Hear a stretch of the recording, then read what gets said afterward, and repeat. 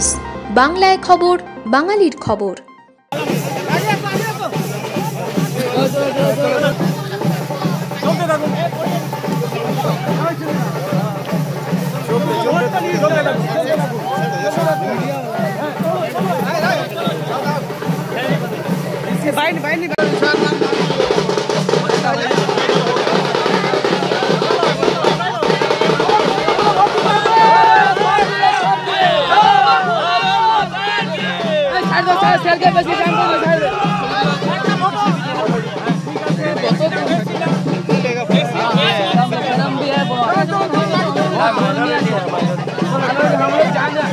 শুরু তো না, এ তো চলছে, এ তো প্রসেস চলছে। গত 2 মাস ধরে টানা আমরা প্রত্যেকটা পাড়ায় পাড়ায় গ্রামের ভিতরে, যেখানে কোনো নেতারা কখনো ঢোকেনি, মানুষের দুঃখ যন্ত্রণার কাহিনী শোনার মতো অবকাশ যে সমস্ত নেতাদের কখনো হয়নি, আমি চেষ্টা করছি আমার ভারতীয় জনতা পার্টির কর্মীদের সঙ্গে করে নিয়ে সেই সমস্ত প্রান্তিক জায়গায় পৌঁছে মানুষের যে দুঃখ যন্ত্রণা শুনে দিল্লি যাওয়ার পরে তাদের দুঃখ যন্ত্রণার কথা গিয়ে দিল্লিতে বলবো, তবে তো তাদের জীবনের উন্নয়ন হবে। নাহলে উন্নয়ন কি করে হবে?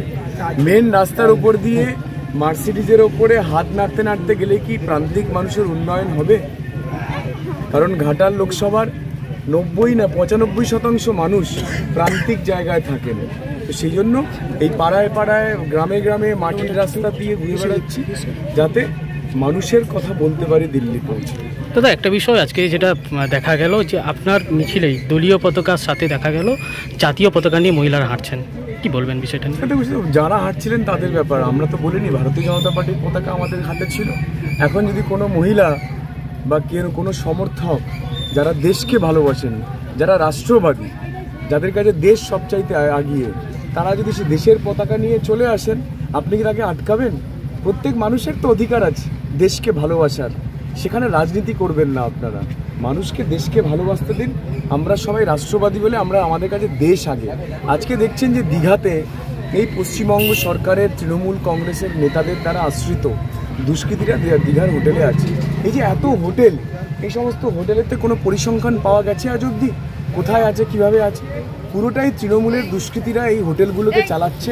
এবং এখানে মৌলবাদীরা আছে, এখানে সন্ত্রাসবাদীরা আছে, এখানে সাম্প্রদায়িক দাঙ্গা লাগানোর জন্য দুষ্কৃতীরা সব হোটেলে হোটেলে জায়গায় জায়গায় ঘুরে বেড়াচ্ছে।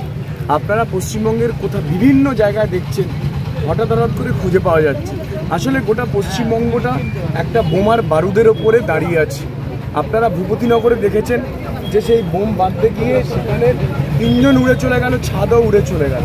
তো পশ্চিমবঙ্গের তৃণমূল কংগ্রেস তারা রাজনীতির জন্য সাম্প্রদায়িকতা, মৌলবাদ থেকে শুরু করে সন্ত্রাসবাদ, আতঙ্কবাদ সমস্ত কিছুকে প্রশ্রয় দিচ্ছে। আজকে দীঘার সবচাইতে বড় নিদর্শন। রাজনীতি ভুলে যান দাদা, আপনারা সাংবাদিক। আপনাদের জীবন, মানুষের জীবন, আমাদের জীবন, সবার জীবনের মূল্য আছে। বা তৃণমূল কংগ্রেস এই পশ্চিমবঙ্গ রাজ্যটাকে মৌলবাদের কাছে, সাম্প্রদায়িক দুষ্কৃতীদের কাছে বিক্রি করে দিয়েছে। জায়গায় জায়গায়, মোড়ে মোড়ে, কোণে কোণে, হোটেলে হোটেলে বিভিন্ন সন্ত্রাসবাদী মৌলবাদীরা বাসা বেঁধে আছে। সবাই মিলে প্রতিবাদ করুন। খবর এটা দেখাচ্ছেন, দেখান। রাজনীতির কথা পরে হবে, আগে মানুষকে তো বাঁচতে হবে। হ্যাঁ, যেভাবে এলাকায় ঘুরছেন, মানুষের সাড়া কিভাবে পাচ্ছেন? মানুষের সাড়া আপনার ক্যামেরায় দেখা পড়ছে। দেখুন, আমার মুসলিম মায়েরা বোনেরাও এগিয়ে এসেছে। তাদেরকে যে মমতা যেভাবে বিভাজন করে পশ্চিমবঙ্গে তাদেরকে ব্যবহার করেন, আপনারা ঈদের দিনকে উনি কি বলছেন, মুসলিমদের রেড রোডেতে গিয়ে কি বলছেন? উনি বলছেন যে আপনারা দাঙ্গা হলে চুপ থাকবেন। তার মানে মুসলিম দেখলেই ওনার দাঙ্গার কথা মনে পড়ে। মানে এমন একটা উনি বলেন যে মুসলিম মানেই দাঙ্গাবাজ, মুসলিম মানেই দাঙ্গা।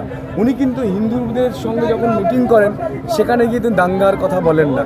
উনি যে কোনো মুসলিম সম্প্রদায়ের যে কোনো উৎসবে ওনার দেখা হলে ওনার দাঙ্গার কথা মনে পড়ে।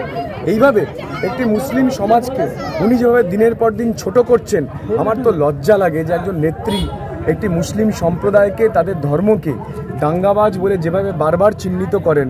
আপনারা ঈদের দিনকে দেখুন, একই কথা বলছে যে দাঙ্গা বাঁধলে আপনারা চুপ করে থাকবেন। ওনাদের দেখলেই ওনার দাঙ্গার কথা মনে পড়ে।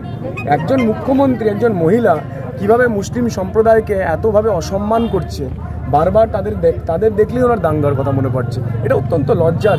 আমি অনুরোধ করব মুখ্যমন্ত্রীকে, আপনি মুসলিম সম্প্রদায় নিয়ে এরমভাবে তাদের ধর্মকে নিয়ে রাজনীতি করবেন না। আমাদের খবরগুলি নিয়মিত দেখতে চ্যানেলটি সাবস্ক্রাইব করুন এবং বেল আইকনটি ক্লিক করুন।